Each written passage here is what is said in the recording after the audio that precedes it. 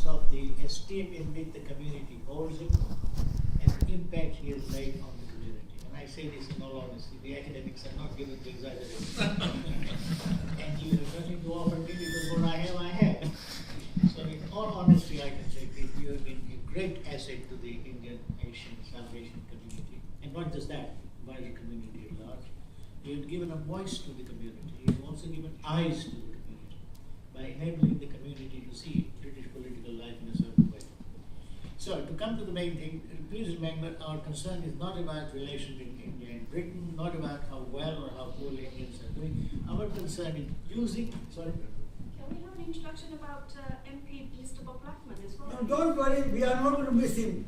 I know the support of this party, I'm not going to forget. I am sitting next to him. Relax. There is another, don't worry.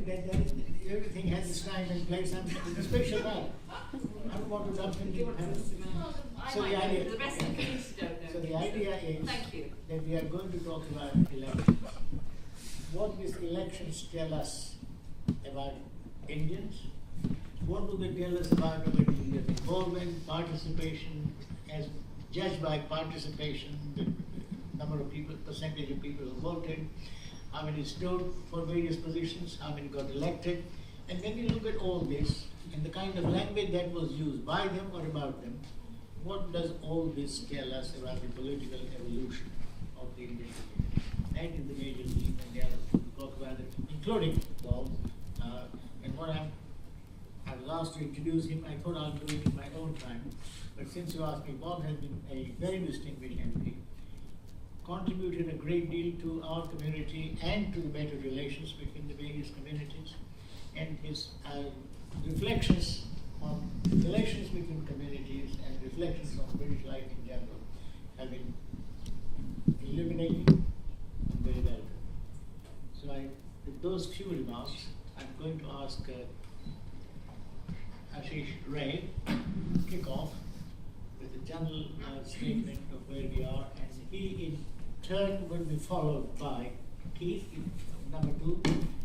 Then I will ask Kumar, Bob, Dr. Qureshi, CB, and in the meantime, if current Bilimoria materializes, he would have his 7 minutes. If not, each of them would have about 7 minutes each. Then I'll open it up for discussion.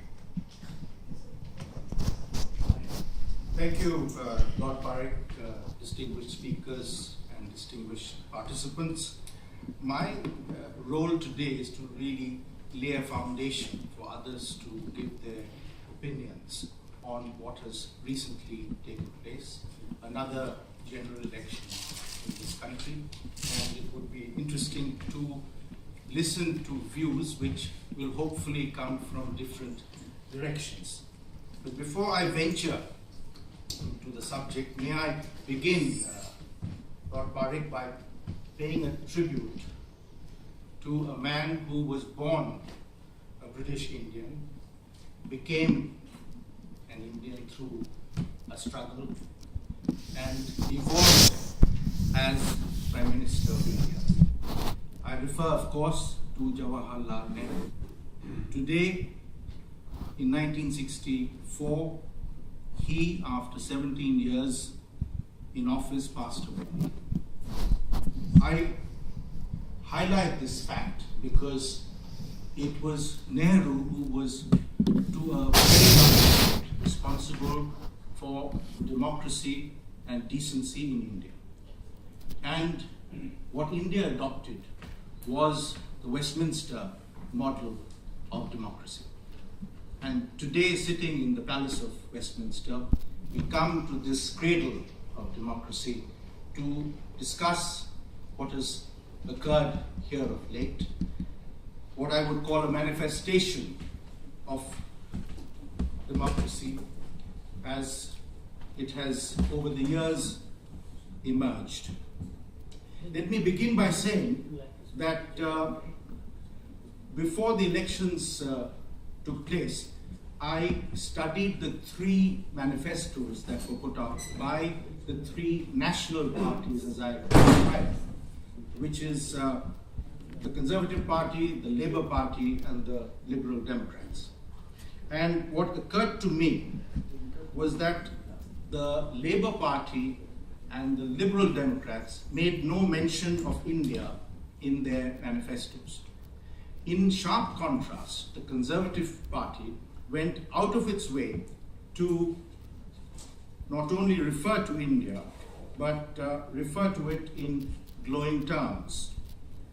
The Conservative manifesto said that it will, and I quote, build on our strong relationship with India, push for an ambitious EU-India free trade deal, and support India's bid for permanent representation on the UN Security Council. This, of course, has a background, because in the manifesto 5 years ago too, the Conservative Party cited India in particular as a country that they would like to do business with. Indeed, the term that they used was that they would like to have a special relationship with India. As a matter of fact, as far back as 2006, when David Cameron, as then leader of opposition, visited India, it was one of his first overseas tours, he said, "I attach the highest priority to Britain's relationship with India." And therefore it was not a great surprise that the manifesto 4 years later reflected what he had said then in India. As far as the Labour Party is concerned, as everybody would appreciate, historically this has been the party that Indians have clung to emotionally more than any other British political party. It did not go away from the minds of Indians that it was a Labour government under Clement Attlee that had awarded independence to India. And therefore, the Indian migrants who came to this country, partly because there was a working class migration and they felt at home with the Labour Party. The Labour Party was more welcoming towards them, but also the fact that Labour had taken the initiative at a time when the Conservative Party under Winston Churchill fiercely opposed the granting of independence to India. They felt much closer to the Labour Party than they did to any other party. And this despite the fact that the very first Member of Parliament in this country came from the Liberal Party as far back as 1892. And you would know this because Dadabhai Nauroji was the first MP and he came from the Liberal Party. But as we've noticed that for over 100 years, there has not been a single Liberal or Liberal Democrat Member of Parliament as far as an Indian origin person is concerned. But to go back to the subject of Labour, I think what has happened in recent times, although it was in 2004 when Tony Blair was Prime Minister that the UK-India Strategic Partnership was signed, but somehow the warmth that had existed between the party and with India, and particularly the Congress Party, did not seem to ignite. And when David Miliband, as Foreign Secretary, went to India in 2009, in reference to the 2008 terror attack on Mumbai, he said something a bit odd, and I quote. He said, "Resolution of the dispute over Kashmir would help deny extremists in the region one of their main calls to arms and allow Pakistani authorities to focus more effectively on tackling the threat on their western borders." This did not go down well in New Delhi at all, I can assure you. And Arun Jaitley, who was then a spokesman of the Bharatiya Janata Party and is now the Indian Finance Minister, reacted by saying, I quote, "In recent years, there has been no bigger disaster than David Miliband's visit," unquote. So, as I said, there has been a transition in people's perception as far as which of the British parties is more friendly towards India, perhaps more interested in India, perhaps even pro-India. And I think the answer that we get from the manifestos is that most certainly the Conservative Party has demonstrated itself to be the most enthusiastic, whereas the Labour Party, by not mentioning India at all, I think has lost a bit of ground. That said, I will move forward and take you to some of the findings that have emerged from research that we carried out. And this would be interesting because traditionally people of Indian origin have voted overwhelmingly for the Labour Party. There was a time when over 90% of people of Indian extraction in Britain voted Labour. But that dwindled to a little over 60% in 2010. And although the latest figures as far as 2015 are not out officially, I suspect that the figure may have come down to around 50%. But that said, what is important is that even though a certain section of voters have drifted away from Labour to other parties, the Conservative Party has not gained immeasurably from such a drift. And the second point is that the drift has not been decisive because in Labour's strongholds, they have continued to remain exactly where they were. And as a matter of fact, in several instances, Labour candidates have won by even bigger margins. If I'm not mistaken, Keith, your margin went up this time as well. And so that demonstrates that to a certain extent, loyalty has remained. And why is there this loyalty? It's very simple. A pro-India policy on the part of a British political party does not automatically or immediately translate into grabbing Indian votes in this country. Because votes in this country emanate from what you are able to serve up to the people. Just as any other person would expect jobs, they would expect housing, they would expect education, health, and such factors to be dealt with effectively. I think Indians living here are no different. And in those areas, the Labour MPs, the Labour local authorities have certainly looked after the community, the Indian community, very well, as a result of which they have solidly remained loyal to the Labour candidates, barring a few exceptions. And I was going to mention Bob Blackman because he stands out as among the few candidates in areas where there are large numbers of people of Indian origin where a Conservative candidate has won. And I will cite that because I did a study of 52 constituencies with a fair number to a very large number of people of Indian origin. And this research finally boiled down to 22 constituencies where, in my estimate, there are between 5,000 and over 40,000 Indian origin voters. And that constitutes to between 10% to 55% of the electorate concerned. And an average constituency in England is 72,400. Now, in my findings of these 22 constituencies, you would be surprised to know that 20 of them were won by Labour. Only 2 were won by the Conservatives, one of them by Bob Blackman in Harrow East, and the other in Harborough, the candidate there being Edward Garnier. Now, this emphasizes what I'm saying, that the Indian origin people have remained loyal to Labour and in fact have bucked the trend, because this is obviously an election where the Conservative Party won an absolute majority. And yet, it seems that in the crucial constituencies, as far as Indian communities are concerned, they have voted overwhelmingly for Labour.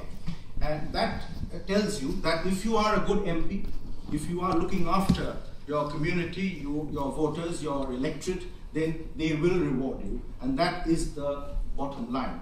When it comes to, as I said, the relationship with India, and it is certainly a relationship that people would look forward to, because today in her address, the Queen reiterated what she had said 5 years ago, and she said, and I quote, "My government looks forward to an enhanced partnership with India and China." The only difference between what she said 5 years ago and this time is that 5 years ago she singled out India for what she described an enhanced partnership. This time China has been added to her speech. It possibly is a slight hint to India that let's try and do more. Or it could be said that David Cameron wishes to spread his bets rather than put everything into one basket. So with those words, I'll conclude. I'll be happy to tell you more if you're interested and if you raise any questions on our findings. Thank you very much indeed. Giving us a splendid start.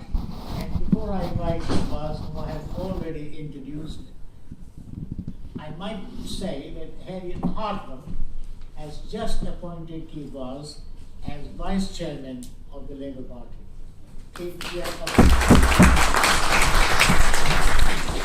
Let us be the first to congratulate you. Oh, thank you. Thank you very much, Bhikkhu, CB, fellow parliamentarians, friends. It's a huge pleasure to be here with you this evening, and how clever of Bhikkhu and others to have brought together a discussion about Indians and the general election only 2 weeks after a general election. This is fantastic timing, and how clever also to have us here in the House of Lords. I have to start with an apology. I have to be away at about 7:15, but I hope that there is going to be a record of our discussions in Britain's favourite newspaper, Gujarat Samachar, translated for me in Asian voice. Can I just say what a fascinating study that Ashis Ray has done, and can I say that he is a very important example of the relationship between India and Britain developing to such a strong extent. The Indian journalists living in this country and working in this country ensure that there is a proper flow of information between our two countries. Can I also say how pleased I am to see the Deputy High Commissioner here, who has been so active, one of the most active Deputy High Commissioners we have ever had, certainly in the 28 years that I've been a Member of Parliament, and the one who actually opened a visa centre in Leicester. So this means a lot to us. The arrivals of Indian mangoes and the visa centre in Leicester have made this a very special summer.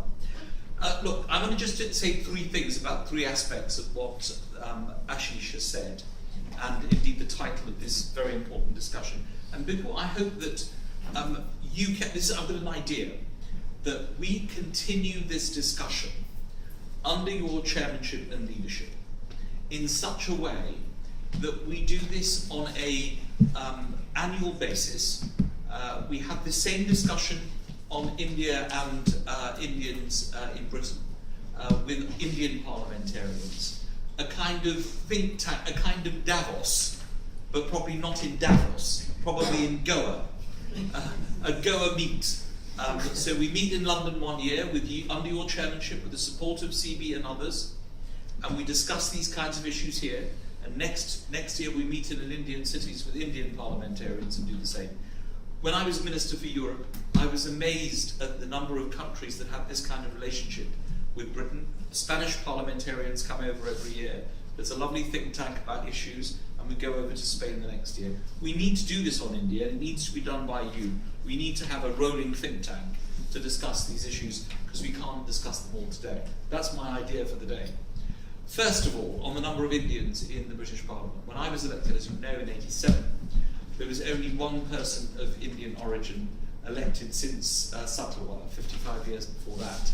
Now, you are falling over Indians in the House of Commons. They're everywhere. And there are so many. I mean, in the House of Lords, the figure is huge. In the House of Commons, we have the largest number of ethnic minority MPs ever elected, 41. Remember, in 1987, there were 4. In 1983, there were none. So this is a huge increase. And what I feel very proud about is the fact that it's not just in the Labour Party. For us to be mainstream, you have to have Indian representation in every single political party. Obviously, the Liberals don't have any Indian origin MPs, partly because there aren't that many Liberal Democrats left in the House of Commons. In fact, very soon, we will be nominating Lord Lumbar as the leader of the Liberal Party, because there are more Liberal Democrats in the Lords than there are in the Commons, I think. But the fact is, this is signs of great progress. And whereas in the past we try to encourage Indian people to send one of their children into Parliament, like, you know, some families send one of their children to become a doctor, or to become a lawyer, or to become a member of the financial services, or to become a priest. Now, I think people say, okay, we'll have one in Parliament as well. Now, this is a good thing, because breaking down the barriers, making people understand that this is a profession worthy of the children of people of Indian origin, is, I think, extremely important for the psyche of our community. So I was sitting there during the Queen's Speech debate, and I was looking across the chamber, and there I saw Rishi, and I saw Priti, and I saw Suella, and I saw other members of Parliament, Silesh. You know, it's like a mirror looking at yourself. And they looked over and they saw me, they saw my sister, they saw Seema, they saw Virendra, and they saw others. Now, this is a very, very good thing. It's healthy for our democracy and healthy for our community. And can I just say this about Bob? I know people of Indian origin believe that if you have a shiny new Indian MP, this is a great thing, and you can always get your work done through them. Bob is practically an Indian MP. In fact, he's an honorary Indian MP, because all over the country, in inner city seats, there are members of Parliament who are not of Indian origin, who serve the Indian community well. And Bob is an example of that. I know that because when I live opposite his constituency. His constituency is on the other side of the road when I live in London. I live in Stanmore, so if anyone's here from Stanmore, I'd like a lift home. The fact is, I was talking to some people there who live on the new estate in Stanmore, and they were saying, oh, you know, this gate is locked, and we can't get our dogs out there into Stanmore Common. And we all said, let's contact Bob Blackman. They said to me, contact Bob Blackman and get him to sort out this gate. So he's a great man, and it was a great result, and it was a personal vote. He defied what was happening in other parts of the country. The second point I want to make is about relations between our two countries. Ashish is absolutely right. Actually, Ashish is the only person in the country who has read all the manifestos. I would agree with that. Well, and it's the only problem person who can't vote, having read the manifestos. I do vote, an Indian is entitled to vote. I'm joking, Ashish. The fact is, David Cameron has done a huge amount to improve relations between India and the United Kingdom, and I know people are taping this as I speak, and are going to put it on YouTube and get me into trouble with my party. But I'm happy to admit it. I've done it openly. I did it over the Alfonso mangoes, when without his support and his shock that these mangoes had been banned, because he didn't know till I gave him a mango, and I said that's the last mango in Britain. Until he suddenly rang up everyone and did it together with Virendra and other people. The fact is, he has visited India 4 times, more than any other British Prime Minister in a similar period of time. And this is a good thing for relations between our countries. And it makes the Labour Party do better. Because I am able, therefore, to go to my party leaders, and there are several party leaders at the moment, as you know, because we don't have one, we have many candidates, and say to them, you've got to take this issue seriously. Because I think relations with India are above party politics. And when I deal with David Cameron on these issues, it is above party politics, because I pay tribute to what he has done. Because I remember the conversation I had with Tony Blair when he set up the first British-Indian summit in 2000 when I was Minister for Europe. And I said to him, of the 100 businessmen you are taking, how many of those businessmen are people of Indian origin? And he said none. And he said, he then came back, the number 10 came back to me, obviously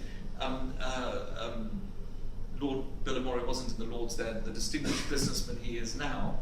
And he said, I said, well, why is this person not on there, or that person not on there? They go, well, you have to have a turnover of 100 million. And then Cobra probably wasn't making 100 million. I know it is now, but it wasn't then. And I said, are you sure there's nobody of Indian origin on the visit? So they came back, and they said, yes, there is one. And I said, who? And they said, Anwar Pervez. Anwar Pervez is Pakistani. It's great that he's going, but he's not of Indian origin. So they didn't get it. They didn't get the fact that one of the most important things that we can contribute to relations between India and the United Kingdom is us, are the people sitting in this room. So when you get a parliamentary delegation, when you get a delegation of the Prime Minister going over with business people, he has to take a delegation of people who are of Indian origin. So that relationship must continue, but don't wait for government. Bhikkhu, don't wait for government. CB, don't wait for government. This is something that you all are doing every single day of the week in fostering relations, I know admittedly with the Gujarat in particular, but with India and Britain through your newspaper, through the work that you do. This is what we all have to do. We all have a responsibility. The final issue is on voting habits. Very interesting figures. I have at the back of the room there 20 copies of my book, Rainbow over Westminster. Lord Lumbar is in the book, looking slightly younger, because he always sends me a very young picture of himself for his biographical details. Of course, Lord Bilimoria is there. I've left you copies.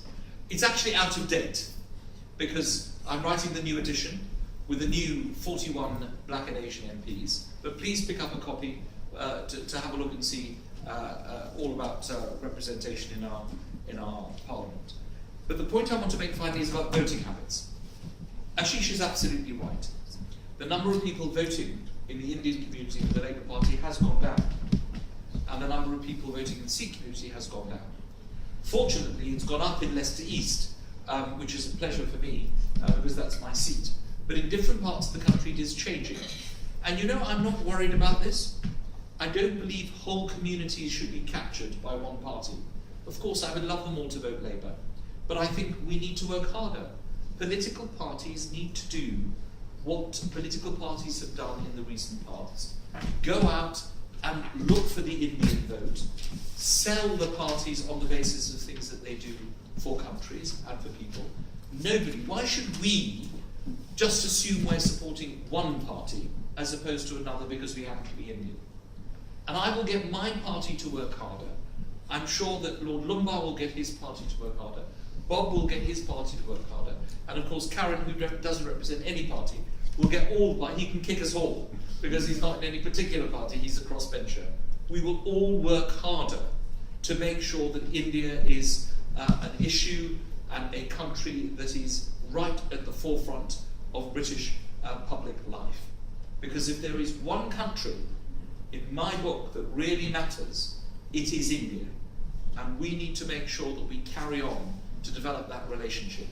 And we need to make sure it is non-party political, it is above party politics, and that it is the discussions are open to all, because we can all benefit from those discussions. So thank you for holding this seminar. My apologies for going, especially to Karen, who's speaking after me and others. I would very much like to have a look at your dissertation. Again, I hope that you'll be published in Gujarat Samachar. And let us continue the dialogue. And Bhikkhu, under your patronage, let's do this more regularly. And I think this will be of great benefit to all of us. Thank you for listening.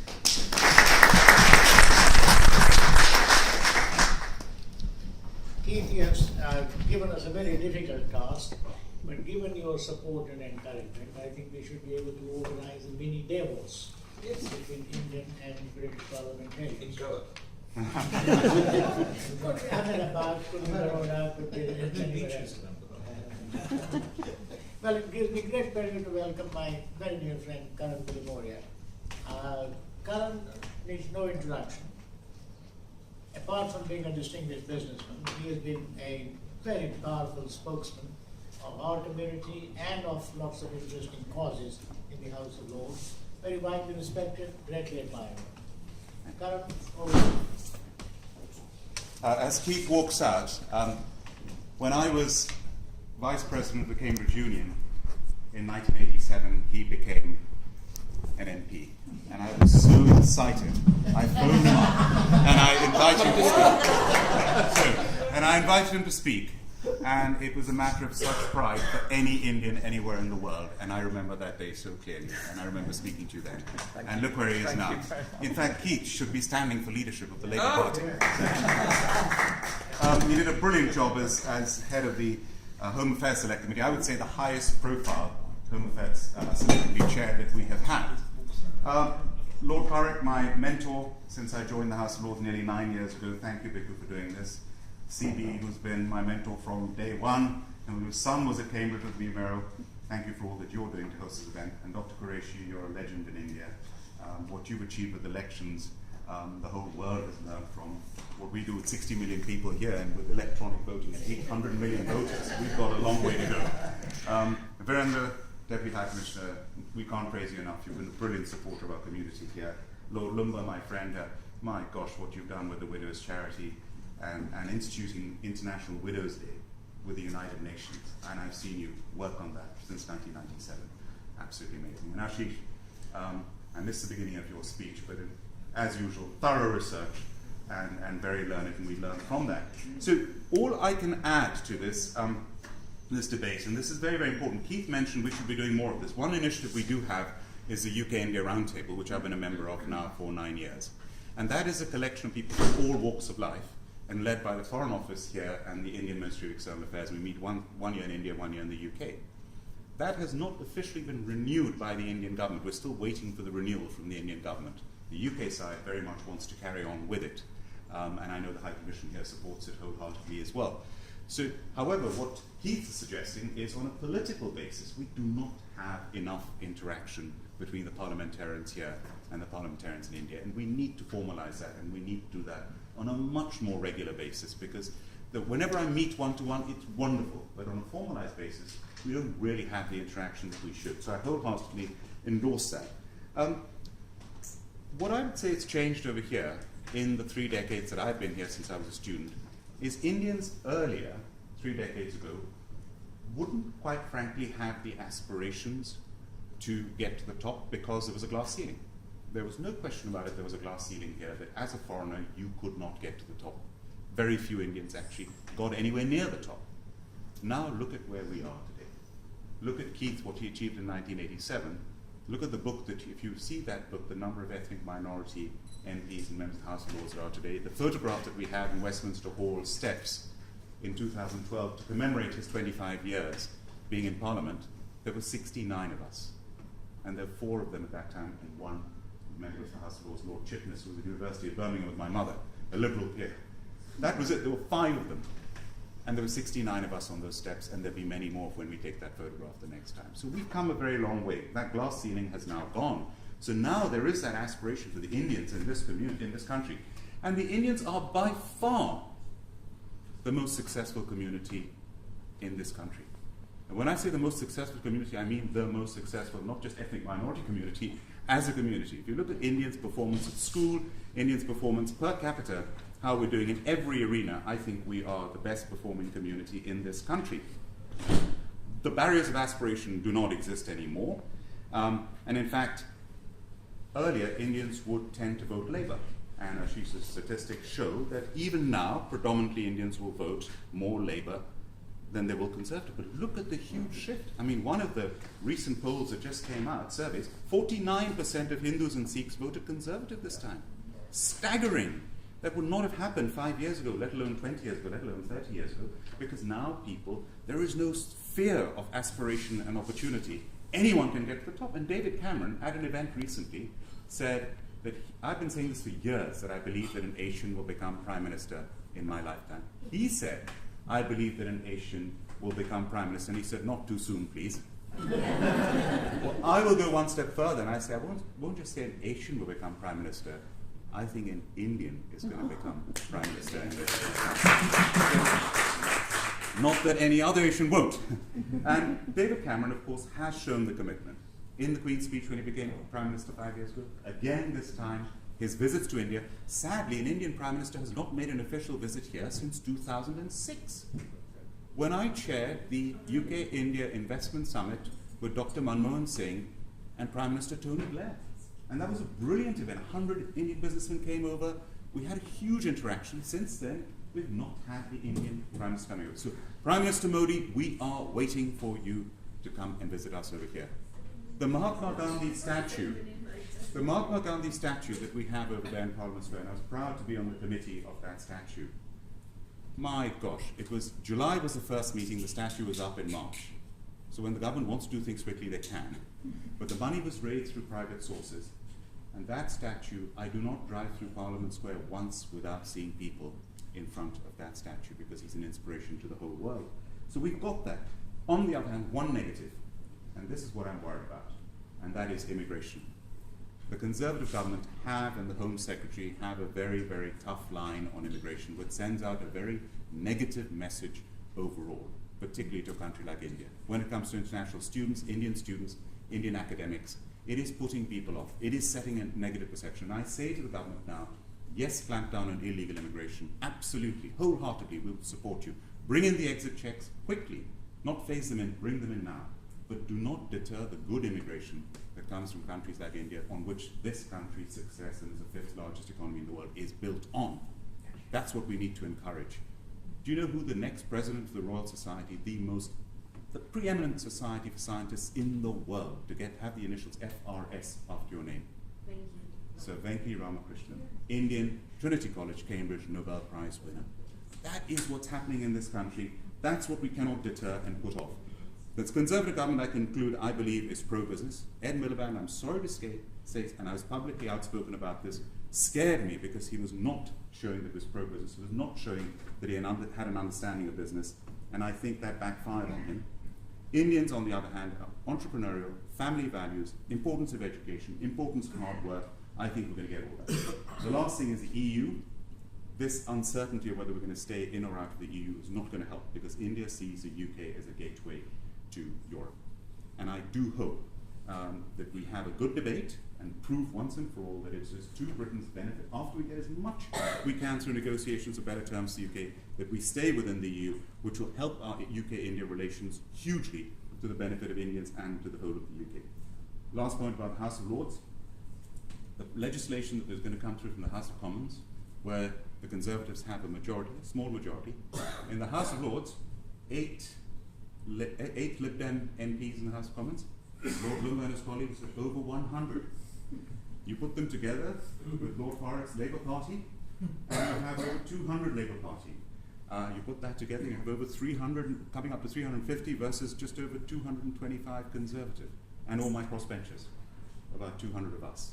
So it's going to be very difficult to get legislation through in the House of Lords unless we stick to the Salisbury Convention and the Manifesto commitments, but that's going to be tough. So the last word is thank you for hosting this event. The one power, when Narendra Modi speaks in Hindi, he uses the word takat a lot. Takat, power. And I believe there's soft power and there's hard power. And when you look around the world, and India has a lot of soft power and hard power, India's strongest element of hard and soft power is its overseas Indian community. No better exemplified than in this country over here. And when you have a combination of hard power and soft power, Professor Joseph Nye at Harvard University calls that smart power.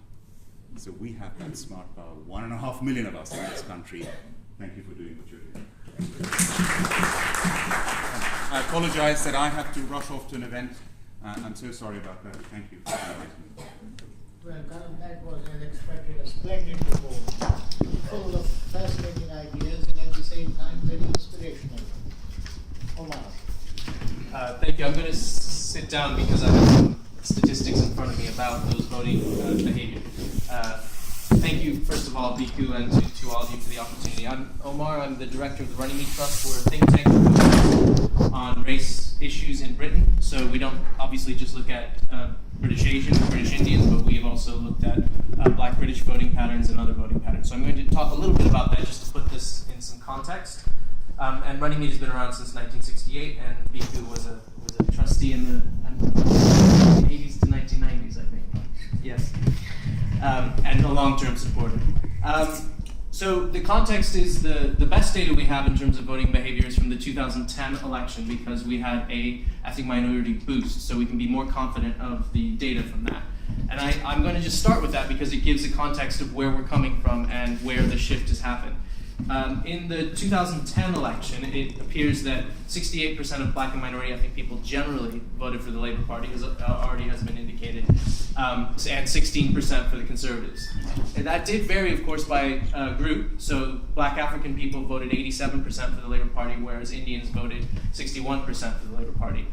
One of the things that's quite interesting is that boost had enough people that we can actually. There's been a lot of discussion about Indian voters, but obviously there's variation within the Indian community. Keith Vaz mentioned it slightly already, and Ashis Ray, but that poll allowed us actually to say that within the Indian population, there was a difference between how East African, Hindu, Sikh, and Muslim Indians voted. So we know that 74% of Muslim Indians, who are about 13% of the British Indian population, voted Labour, but only 39% of East African Indians. This is even in 2010. So even in 2010, there was already a gap between the different ways in which different parts of the Indian community voted. So we have to be, I think, on the one hand, yes, we need to understand ethnic minority voting, and then we have to understand that Indians vote differently from some of the other groups. But internally within the Indian population, I think we're starting to see some significant variation, whereby Muslims and Sikhs are still more likely to vote for the Labour Party, and Hindus, and in particular those within East African origin, are slightly more likely. So even within Hindus, it appears that those Hindus who came from East Africa, as opposed to those who come directly from India, are more likely to vote Conservative. And amongst Sikhs as well. So the Sikhs that come directly from India are much more likely to vote Labour. And I think you see that even if you look at the constituency data. I'm very impressed with Ashis Ray's data, and it's hard for me to improve on it. We've looked at the top 75 constituencies in terms of the most diverse seats in Britain. So those include not just Indian voters. And in those top 75 seats, which we looked at them partly because they're very diverse, but also because that contains 50% of the total of the population. There was an 8% swing to Labour in this election. So an increased Labour vote share and a 1% drop amongst the Conservatives, indicating that amongst many ethnic minority groups in the most diverse seats, there was no drop in the Labour vote, if anything, an increase in the Labour vote. Now, I think that actually points to a significant difference that hasn't been spoken about yet, which is actually class. I think what's actually happening is in the most diverse seats, Labour retains its support. In those inner London seats, and seats like Leicester, and seats in Birmingham, and seats that are very diverse, Labour retains a 65 to 70% vote share amongst most Black and minority ethnic groups, probably also 50 to 60% amongst Indian voters.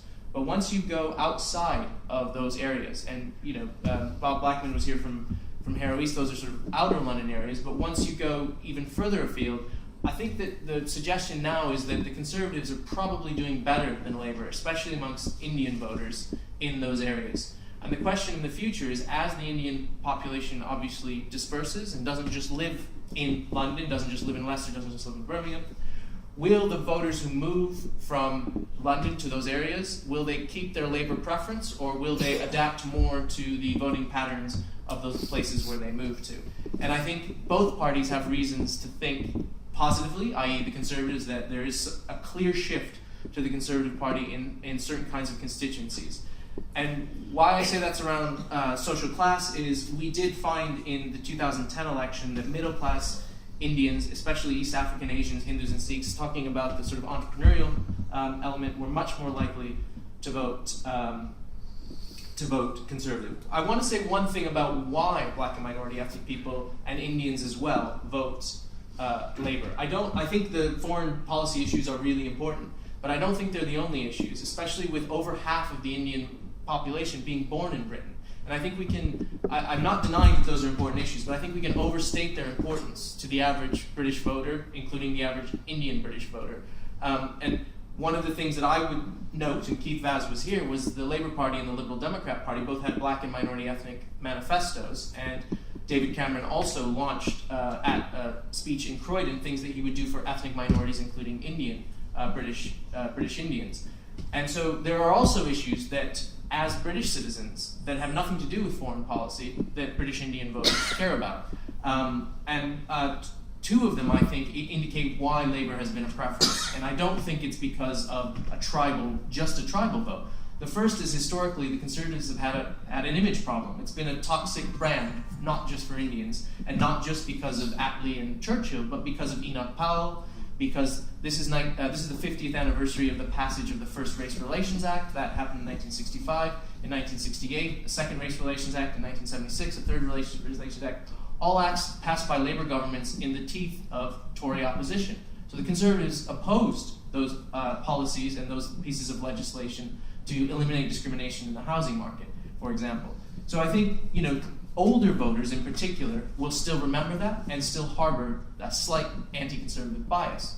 I think one of the reasons you're seeing votes for Indians is also because now you're getting a British-born ethnic minority vote, not just amongst Indians, who don't remember Powell, who don't remember no blacks, no dogs, no Irish. They don't have those associations with the Conservative Party. And Labour can't simply rely on an anti-conservative bias. I think there's a second element in that, which is that UKIP, I think, has in part picked up that sort of toxic brand. And so if you're an Indian voter and you're looking at that kind of messaging, actually UKIP is sounding more like Enoch Powell than the Conservatives are, because the Conservatives are making much more positive statements. And so in those voting polls that we've seen, UKIP got 2% of the black and minority ethnic vote. So really did poorly, obviously, and probably you're not surprised. And Lord Bilimoria spoke about the Europe issue. Obviously, some black and minority ethnic people vote UKIP, and I don't want to say nobody will, but I do think that's another issue. So that is one reason. And then I think immigration policy. If you look at polling, it's very clear that ethnic minorities, including Indians, are more positive about the economic and cultural benefits of immigration. So there are questions in the British Social Attitude Survey. Do you think immigration has been a good thing for Britain?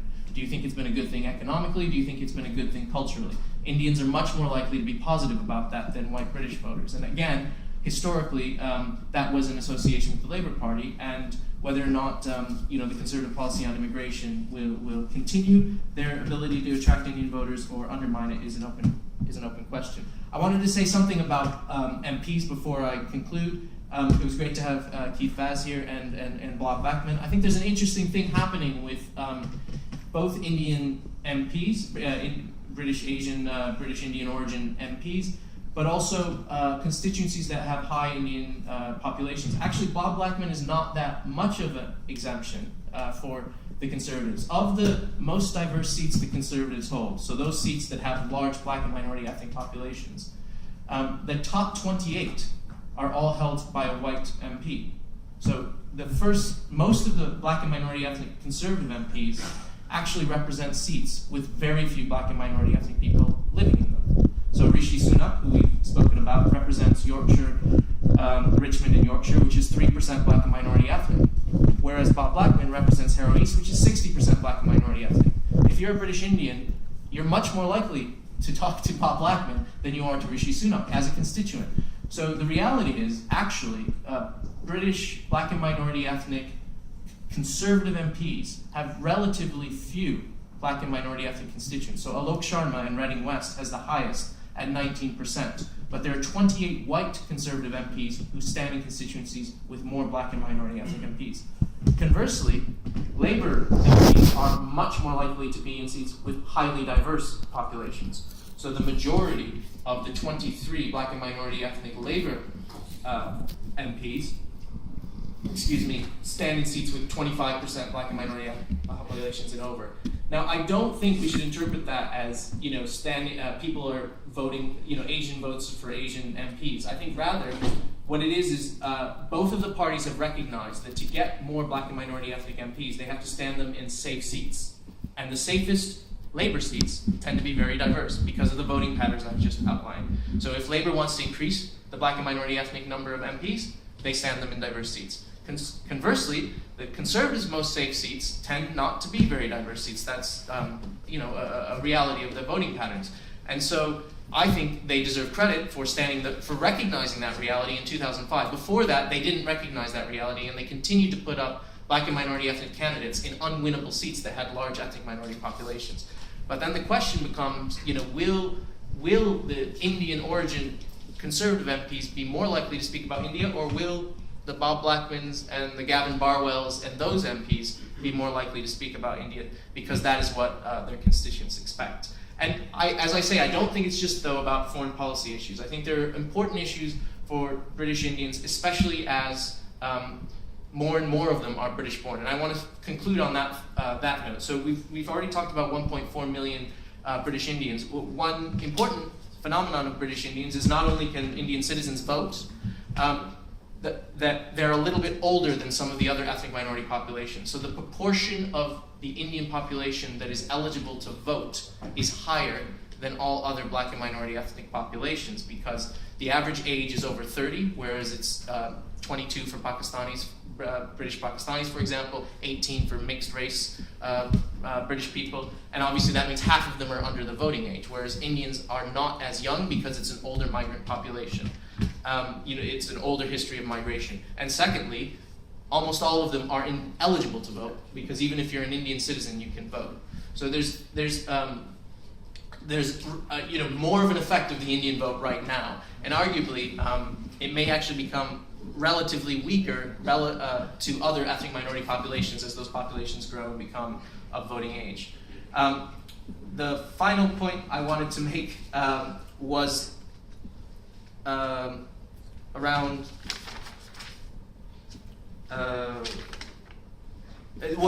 that I spoke briefly about the Hindu Sikh Muslim population. I just wanted to briefly sort of remind you that 45% of the British Indian population is Hindu, about 45% is Punjabi, and about 29% are Sikh. So of those Punjabis, not all are Sikh, and about 13% are Muslim. So when we're thinking about those populations, they're not distributed evenly across the UK.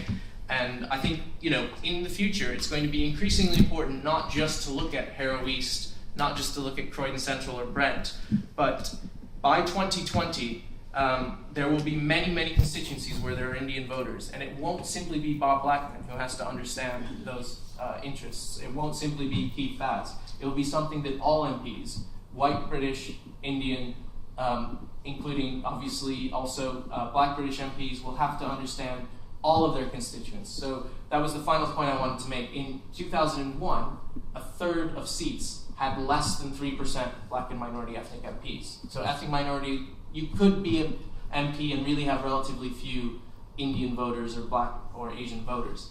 By 2020, that won't be the case anymore. A third of seats will have 10%. The average English seat will be 10 to 12% black and minority ethnic. So this will cease to be a London phenomenon.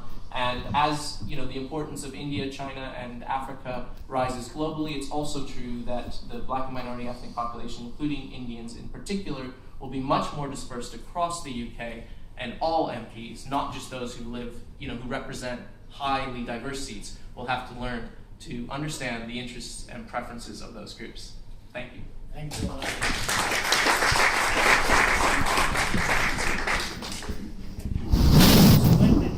Folks. Now I'm going to invite Dr. Qureshi, who will be followed by CP, and then I'll throw the floor open to people asking questions.